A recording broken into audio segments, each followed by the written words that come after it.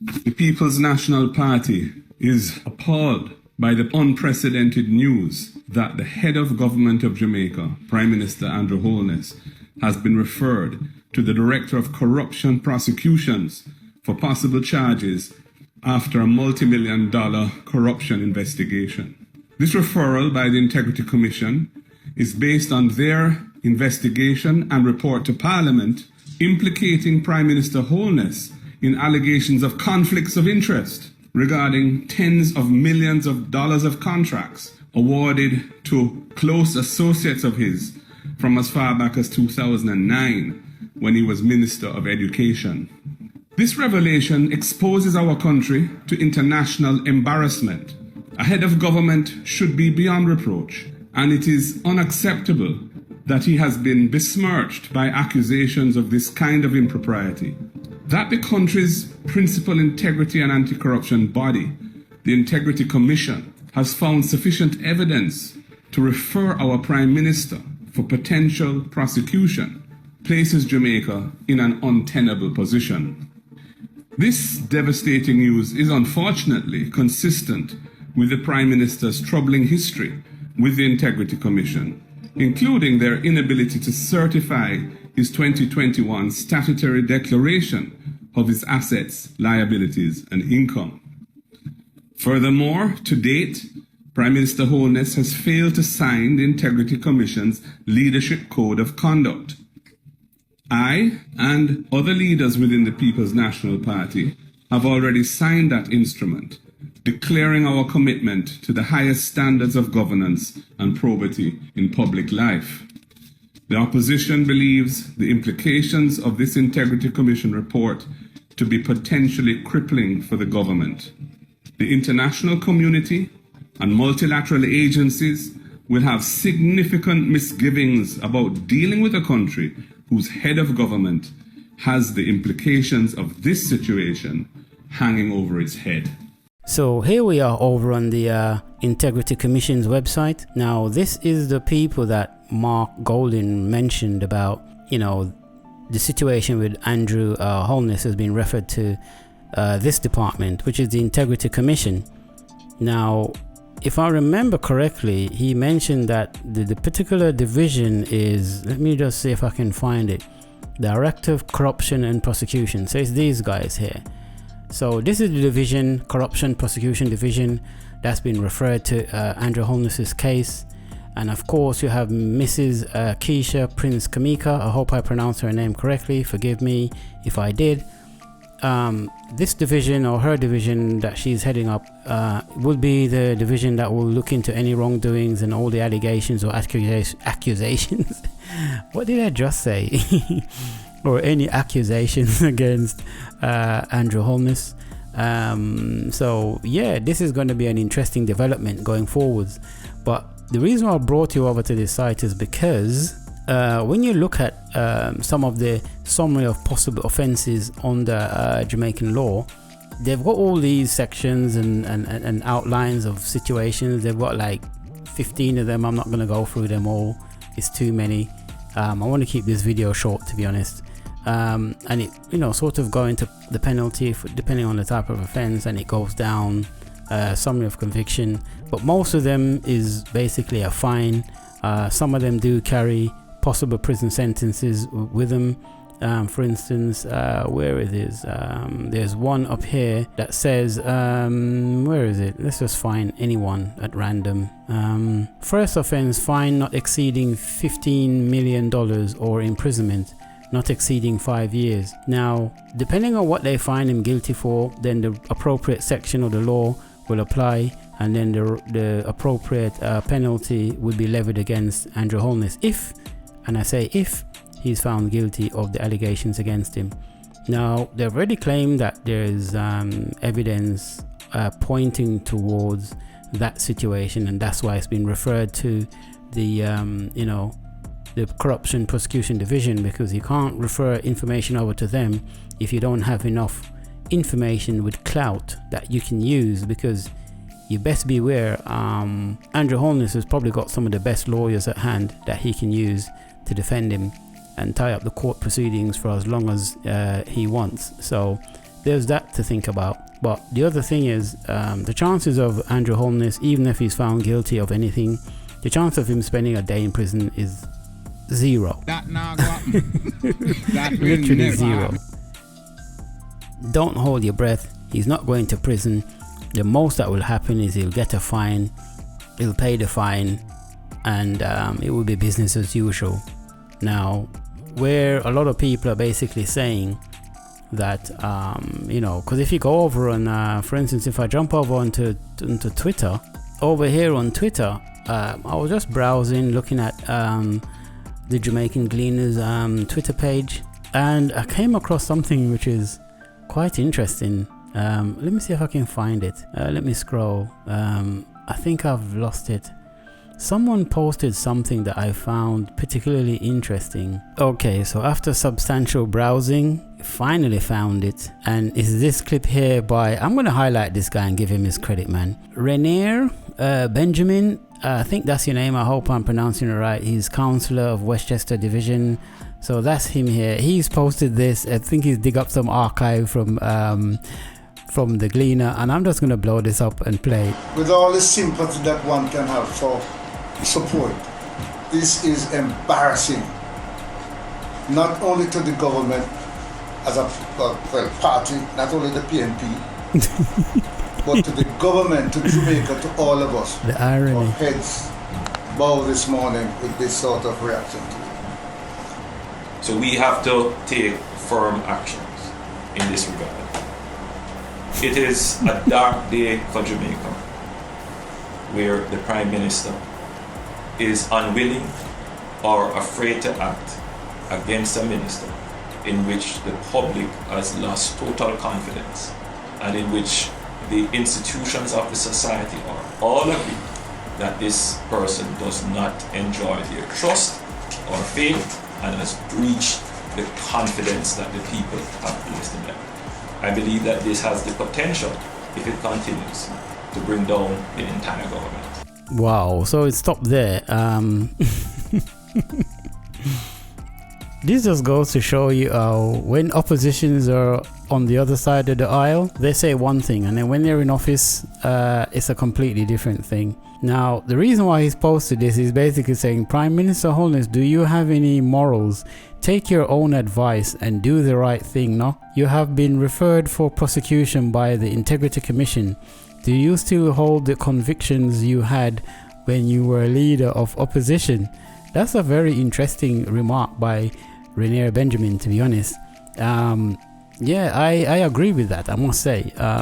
If you're going to say one thing when you're the opposition, then you should be consistent with that. And if it falls that you're the one who is on the other side of the receiving end of the wrongdoing or the allegation, then you should follow your own advice. So to me, that's irony, that's karma, that's whatever you want to call it.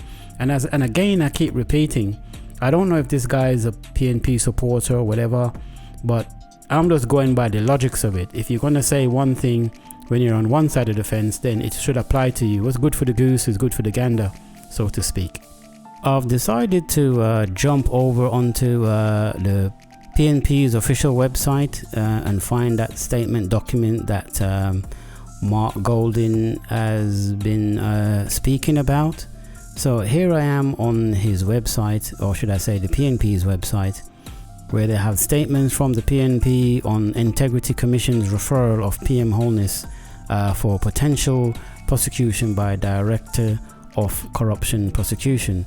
Now the words, they've chosen their words carefully. They've used words like, he's been referred, and they've used words like potential, and they've used words like, prosecution. So the word potential there is the key, and the referral. So this doesn't mean he's been charged for anything. This just means they've found some type of information and they're going to probe a bit more. So there you have it. Mark Golding with that little smile on his face. And as I've said, I'm just going to go through this quickly. So let me just jump into that. The People's National Party is appalled by the unprecedented news that the head of government, Prime Minister Andrew Holness, has been referred to the Director of Corruption Prosecution for possible charges in a multi-million-dollar corruption probe. Wow, so it's a probe. There's no charges being levied yet. This is just at the research stage. This referral by the Integrity Commission is based on the investigation and report of Parliament implicating Prime Minister Holness in allegations of conflict of interest regarding tens of millions of dollars of contracts awarded to close associates from as far back as 2009. Wow, when he was Minister of Education. Now, I just want to go over a few things here which people might skip over. The number one thing is it's a probe at this stage, and obviously it's a referral. But what this tells me is who made the referral. It means somebody has a file on Andrew Holness, and they've referred that file over to the Integrity Commission for them to do further probe and investigation so that they can come up with enough evidence to then, decide whether they want to go ahead and prosecute, because they might come up with information, but the Integrity Commission might decide that, with the information we have, at first we thought it was something, but then after further digging and research we realized that there's nothing here to see. So because these politicians are very good at covering their tracks, I keep saying to people, it's not what you know, it's what you can prove in court. And if the Integrity Commission gather all the information and they realize that, we feel that this person is guilty of X, Y, and Z, but we don't have enough substantial evidence to take this to court and prosecute, they'll just drop the case basically. So don't hold your breath, yeah? So that's all I'm saying. So let's just continue. Leader of the opposition Mark Golding said, "This revelation exposes the country to international embarrassment. A head of government should be beyond reproach, and it is unacceptable that he has been besmirched by accusations of impropriety. That the country's principal integrity and anti-corruption body has found sufficient evidence, to refer our Prime Minister for potential prosecution." Again, the word potential prosecution places Jamaica in an untenable position. Now, the other thing here is sufficient evidence doesn't necessarily mean substantial evidence. It means they have enough information for the Corruption Commission to investigate, if that makes sense. So in other words, if you don't have sufficient evidence for them to carry out a probe, then they will say, come back when you have some more information to give us, because the information you have is not sufficient for us to open up a case file on the sitting Prime Minister at this time. So what they're saying is they have sufficient evidence to start a probe, and then the probe will initiate. Once that probe is initiated and is started, then comes whether the information is solid enough to then go to prosecution. And then even if it goes to prosecution, that's why it says potential prosecution. And if it goes to prosecution, then it's a matter of Holness. I'm sure he's lawyered up. He's probably got some of the best lawyers in the country to help him. If he decides to fight for his name in that regard, then this is going to be a long drawn out situation. And as I say to you, it's not what you know, it's what you can prove in court. And I'm sure the Integrity Commission is well aware of that. So that's that situation. So let's just continue, because we've only got like 3 paragraphs left. The opposition notes that this devastating news is unfortunately consistent with the Prime Minister's troubling history with the Integrity Commission. So it's not his first rodeo then, is it? Including their inability to certify his 2021 statutory declaration of assets, liabilities and income. Wow, this is a damning paragraph right here. Definitely, let me just highlight this. That doesn't look good, Mr. Holness. Bro God, this not look good at all, bruh. Okay, so how comes this is stemming back since, for so far, and nothing has been done about it? Why is it all coming out now? But then again, he's had an history, so there we have it. I thought if you're going to hold public office, you will have to declare your assets, liabilities and income so that they can ascertain if there will be any conflict of interest whilst you hold that public office, obviously. Anyway, it says, furthermore, to date, Prime Minister Holness has failed to sign the Integrity Commission's Leadership Code of Conduct. Wow, so he's continuing to seems as if him and the people over at the Integrity Commission's division or whatever. They're not getting along for whatever reason. So this could be politics right here. Again, people might say, well, he's rogue. But the key word here, this is why I'm going through this with people, because, Jamaican people, they're not going to just take things literally. The key word here is code of conduct. There's a difference between code of conduct and the law in relations to conduct. So in other words, he doesn't have any illegal obligation to follow through with this. But in terms of his own integrity, he can optionally go for this code. So furthermore, to date, Prime Minister Holness has failed to sign the Integrity Commission's Leadership Code of Conduct. Now, it would be a good thing to sign it. Mark Golding and his team has obviously said they've signed it. And that is just to show people that they're forthright, they're upstanding, and they have nothing to hide, and they're willing to put themselves up to scrutiny under the standards. So, it is embarrassing, and it is a negative impact on the Prime Minister and the JLP party if you don't want to subscribe to this code of conduct. Anyway, PNP President Mark Golding and other leaders within the PNP have already signed that instrument. So yes, okay, so it's not a law, it's an instrument, it's okay, manifesto, whatever. So they've signed up to that situation, which is good. It makes them look good, but that doesn't guarantee that you're going to behave in a way that is conducive to the office that you hold. It just means, you're just declaring that you're willing to pledge to do something, but in reality, it might not work out that way. Anyway, declaring their commitment to the high standards of governance and probity in public life, which is fine. That all makes sense. It's a good PR. It's a good image. I agree that politicians should sign up to such a code of conduct. But they're politicians, and we have to remember that. And this code of conduct, to be honest with you, means nothing. What is written on paper means nothing to half of these people, because they know the law. A lot of these politicians come from a law background, so they know that a lot of stuff is optional and it's just a personal thing. There's no legal obligation or any legal penalties if they don't do it. It's just a matter of PR for them and whether it makes them look good, whether the optics or the image looks good. And that's all it is. So we just have to bear that in mind. So last paragraph, the opposition believes the implication of the report to be potentially crippling for there's the word potential again, crippling for the government. The international community and multilateral agencies will have significant misgivings about dealing with a country whose head of government has the implications of this situation hanging over their head.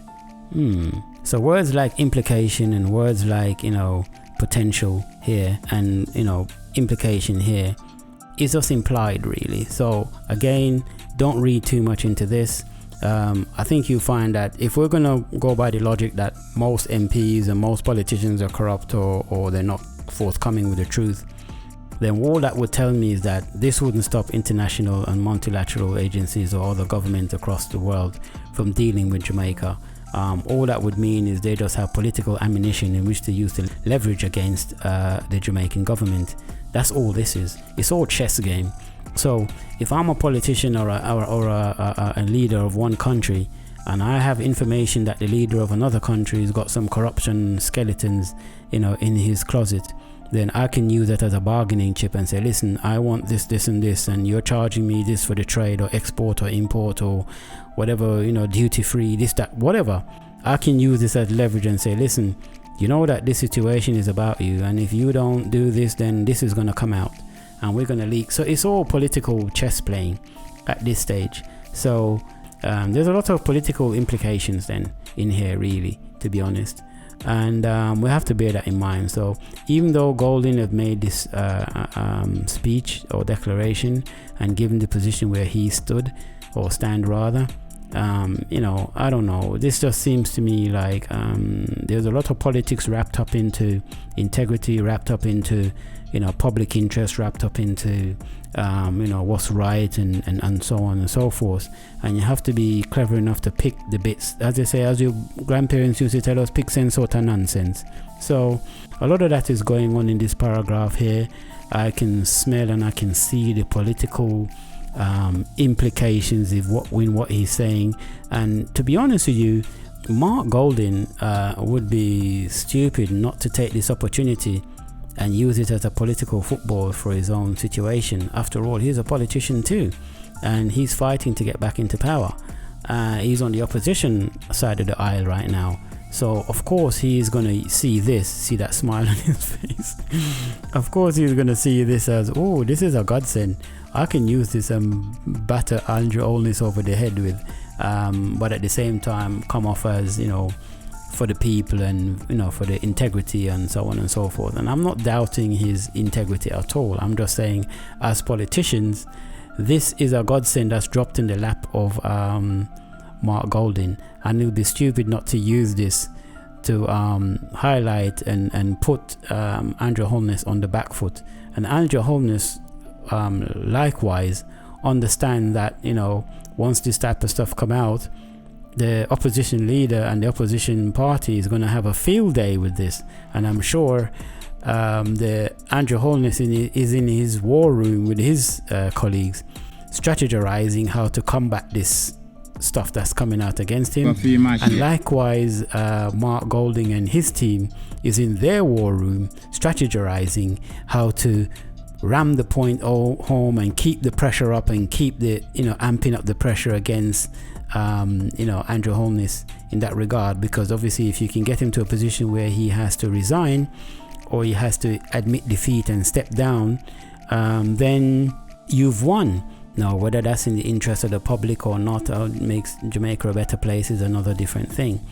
But to me, I can understand why he's doing what he's doing. And I think he should press ahead and do it, because at the end of the day, this is within the public interest. But whether that's the only and solely reason why he's pushing and, pressing this point is up for debate, to be honest. And as I say, don't support any political party, and I don't support any politician. So I'm just on the sideline looking at this, and I'm not surprised, thinking, okay, they're sharpening up their battle axes and their swords, and they're about to go at it again. Round 2, round 150,000. It doesn't really matter. It's not going to change lives for the normal men and women on the street, to be honest. This is just political bantering for them, and a way for them to, try and force an election or get him to resign. And I understand the whole of that. And that's all I want to really say on this, to be honest, because there's not much more to be said in this regard. So there you have it. Until next time, keep it locked, stay cool.